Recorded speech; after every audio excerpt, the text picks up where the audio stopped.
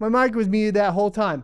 What's up, sons? It's Blind Rod with Son of a Tech once again. Today we're going to do a mining farm update. This is my personal farm, what I'm working on. We give you guys an idea on what I'm trying to work towards, as well as where we currently sit with profitability, including, of course, all of our expenses and what's going on. We'll get into it right after a word from our sponsor. Today's sponsor is myself. To support the channel, click the join button below the video and you will get access to our privately hosted Rocket Chat. Selecting the $1.99 option will get you access, and after that you need to head over to the membership tab, scroll down, and expand out your membership perks. Find the section for connecting on social media, and in that section there will be a secret registration URL to join Rocket Chat, where you can sign up to enjoy talking with other cryptocurrency enthusiasts and miners without spammers, scammers, or bots. Welcome back. So I know the videos have been sparse lately. I want to apologize for that and let you guys know that I'm working on the mining farm. And so because I have a whole bunch of time spent in that, plus I just started Brazilian Jiu-Jitsu 2 weeks ago now, I have a lot going on. I'm trying to keep up with everything. Now I could say that I should ditch Jiu-Jitsu and focus on just making YouTube videos. But if that was what I decided to do, I think my depression would have hit a pretty big hole. I'm just being honest with you guys. I need that physical activity. I'm still lifting as well, which is super helpful. That being said, that aside, you don't really care about that. Let's get into this. So here's my farm as it currently sits. 12 workers, 70 GPUs, 48 CPUs at a power consumption of 9.1 kilowatts. And that's probably a little bit higher just due to GPU essentially efficiency, which I have tried to adjust for in here. We showed you guys how to do that before, but you know, this gets us close. We're at 3.471 gigahash a second. We could be at more. I'll show you guys what's going on here. And then we are at 1.94 kilohash a second on Raptorium. Huge shout out to Mind Your Biz for helping me in a pinch, just being like, yo, I know, you know, what's the most profitable CPU mineable coin right now. So we have a couple on there. All right, so that's pretty much, let me refresh this real quick because I think it is changing a little bit. We have a few issues that we have to get resolved. We're going to talk about that. But we did get all those 1660 supers online, or at least most of them. We have 8 here in a rig. We are having issues with invalid shares. So I did want to address that. Some GPUs are not handling the MSI BIOS or the PAL-8 BIOS very well. I will be trying the PAL-8 BIOS on some of these, but they are hashing it where they're supposed to be. At least most of them are, right? So we have a couple outliers here that are, you know, cranking down a little bit lower and having some issues. Part of that can be heat, you know, depending on where they are. As you can see, this one, which sits in the middle of the rig, is getting pretty hot. So that one's probably more of a heat issue right here for being lower, if I had to take a guess, and we can probably try to figure out how we're going to adjust for that later on. So this is one new rig. It's at, you know, 260 megahash a second. So there's rig one that we built, and then we did build, this one is an old one, but we did get it onto Raptorium. This is a Threadripper 1950X, and we are having heat issues on it. So I'm actually going to be trying to pick up a different cooler. We currently have like one of the very first coolers that was released for them, and it doesn't cover the entire heat sink. So hopefully I will get that sorted. And then we have a 6800 and then a 6700 XT in here. I don't actually have the 6800 overclock, so I'm going to have to work on that. In fact, we can probably just do that real quick, right? So do 1050, and then that's all I really care about right now. We'll come back to that a little bit later. All right, so we have the other new rig, which is I just named it LHR01 because eventually I'm going to be putting all the light hash rate cards on here. And that'll be a 3080 Ti that I have back here, plus the 3060. And then we'll be taking the 1660 supers off and putting them into a full rig with the other 1660 supers in a 12 card rig. So I'm working on that right now. But for now, just to have the hash power online, this is what it's looking like. Once again, these don't have invalid shares, interestingly enough, but we are having some weird issues with a couple of them being lower. So the other weird thing about this is we are on NB Miner, and I'm trying to troubleshoot and see what's going on because we have NB Miner 39.1, but as you can see, the 3060 is still at 22 megahash a second. While if you pop over a 3080 Ti, it's at 78.54 megahash a second. So NB Miner is functioning for the 3080 Ti, but not for the 3060 for whatever reason. I don't know why. Hopefully I will figure that out, and then we will have a how-to guide for you guys on what's going on there. Now, this 3060 was one of the first LHR cards that came out, right? The 3060s that released that were just light hash rate. They had the block. You could release the block with that developer driver, blah, blah, blah. Maybe it's just because it's that generation, something weird's going on, but we did use that 3060 in our demonstration for it functioning previously, so I don't know why it's not functioning. This one might just have to go sit on that LOL miner that it works on at 45 megahash a second or whatever. I don't know. I'll figure it out later. So those are the two brand new rigs. We have one more brand new rig, which is this 3081, and we need to get working on this. This has a 5800X in it, and these are functioning pretty well. It has an actual NHD 14 cooler on it. So they're staying pretty frosty for basically, you have to keep this in mind right now. All these temperatures, everything that's going on, we are in a new facility. It's in Texas.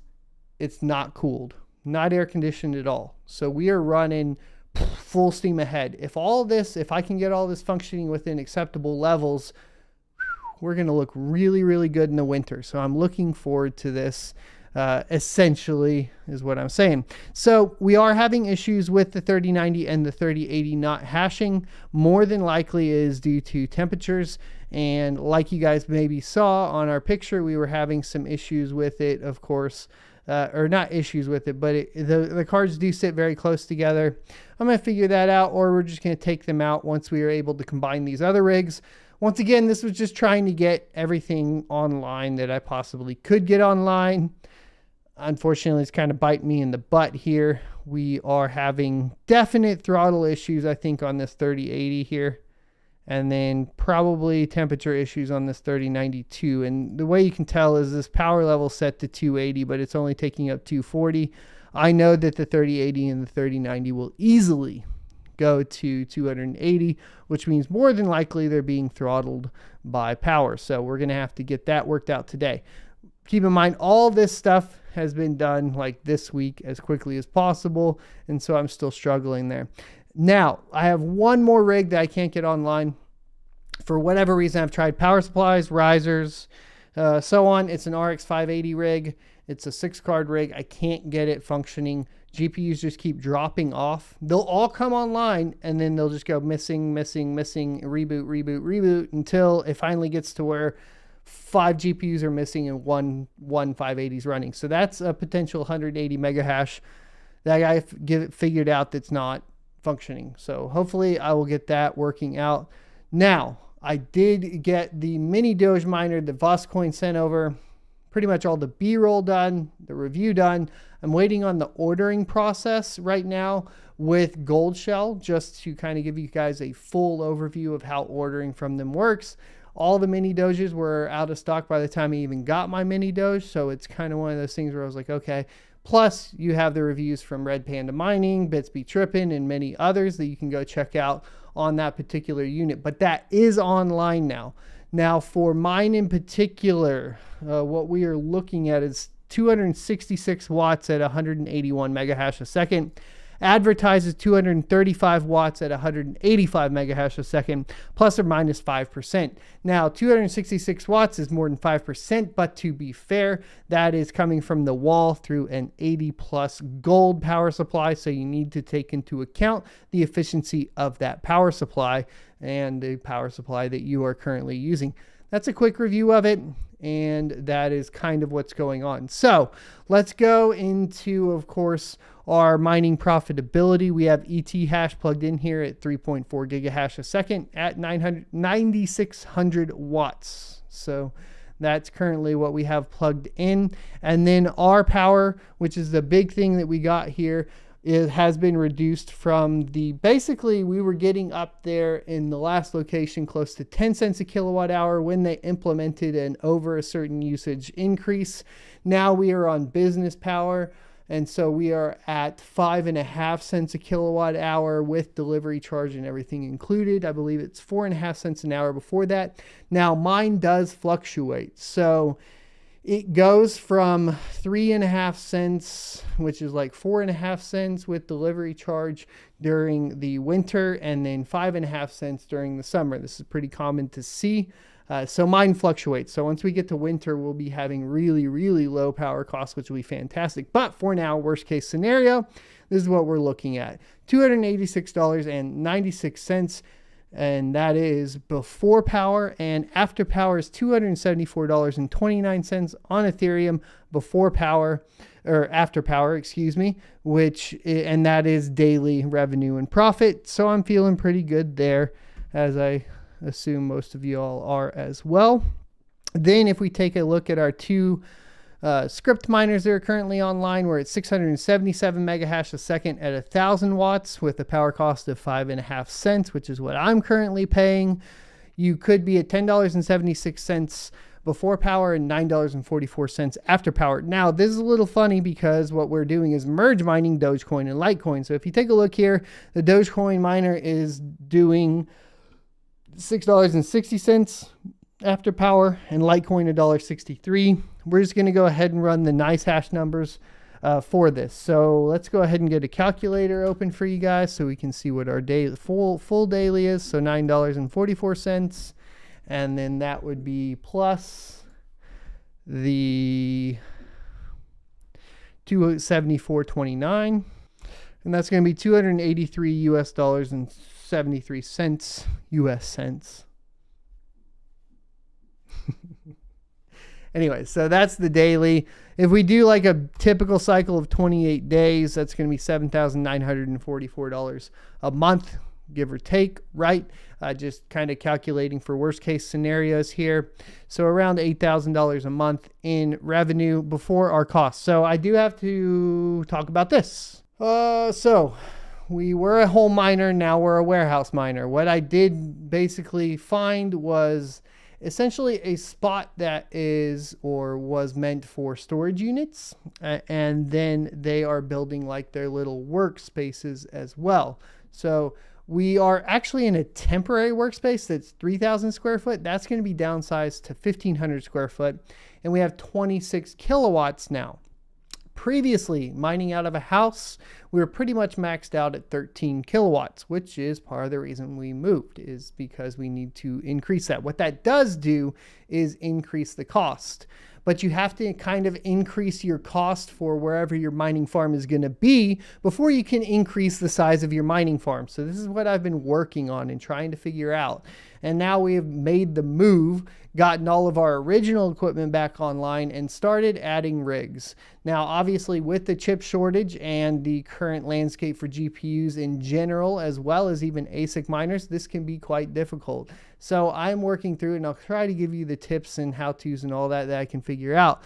But we are kind of stuck at this weird point where I'm just trying to get whatever I can, whenever I can, to upgrade, and that's where we're going to be at. So long story short, though, what this did do is basically add in an additional cost, which is the cost of rent for the unit. Now, if you guys haven't done any sort of basically, I guess, I don't know if it's commercial lease or whatever it is, essentially you have basically you can do like a 3 to 5 year term, and usually there's some sort of appreciation built into that. So worst case for me, including everything, garbage, all that, right, we're probably looking around $1,900 a month. Right now it's lower than that, probably around $1,600. I think it was like $1,644, somewhere around there. So worst case though, let's go ahead and take that, and then keep into account that of course these are moving targets as far as our hash rate and all of that, but we'll go ahead and pull out that $1,900 a month. And so we've already accounted for power cost, and now we've accounted for, of course, our rent and other overhead. So we have $66,044 after all of that, keeping in mind, of course, that we will have to pay taxes as well. So if we wanted to actually pull all of this out and use it right away, we would have to do times, 0.55, right? And then we would end up with essentially $3,324 spendable dollars in US after all of that. So What's the point? This all seems super complicated. It is. That's basically, this is all running a business at this point. Luckily, it's a business that you can run on your own, or at least that's what I'm doing, with maybe some help from family and friends here and there, and you don't really answer to anybody. So that's the kind of the positive side of it. Is it going to make you a millionaire overnight? No. Is it going to require a lot of work? Yes. I'm exhausted. Should you do it? Well, it depends on how dedicated you are. Once again, home miners, if you're just getting into it, you can build a couple rigs, start seeing how you feel about it, right? But for every rig you add on additional work, because essentially you're just going to end up having more and more rigs, which means more and more things are going to go wrong. I just had a fan fly off of one of my GPUs, so I got to go source now and fix that. So I'm down 40 mega hash there. I had a 5700 XT that just stopped working. I don't know why. We have that. We're going to put it on the test bench, see what's going on there. And then, of course, we have that RX 580 rig that I was talking about that just took a poop, and I don't know what's going on with it. So I'm down 180 mega hash there. We are down another few mega hash over here that we're going to be getting up hopefully here soon. We have a 3080 Ti, 3 6600 XTs from AMD, and two 1660 Supers and a 1660 Ti that I found to do a review for you guys later on. So that around there is going to put us at another 250 mega hash. And then obviously we did that upgrade to 26 kilowatts so that we can basically expand the farm all the way up to 26 kilowatts. Well, I will stay around 80% of that, just to be clear, to be safe before, and then we'll upgrade again before we start adding on more rigs. That being said, that means that we can potentially, hopefully here, pretty easily double what we are currently making, which is the 8,000, which will bring us up to the 16,000 minus the $2,000 or whatever. Will put us at like 14,000 in revenue a month if the current profitability remained the same, which is, of course, the risk that we are taking here. So there is risk. There is, of course, the work, and this is a complicated process that hopefully by watching this channel you guys can learn more and more about. But thanks everybody for watching. Be sure to leave a like, comment, and subscribe down below, and I will see you next Tuesday. If you enjoyed this video, be sure to subscribe to see more. Also, you can check out this playlist for more content talking about cryptocurrency.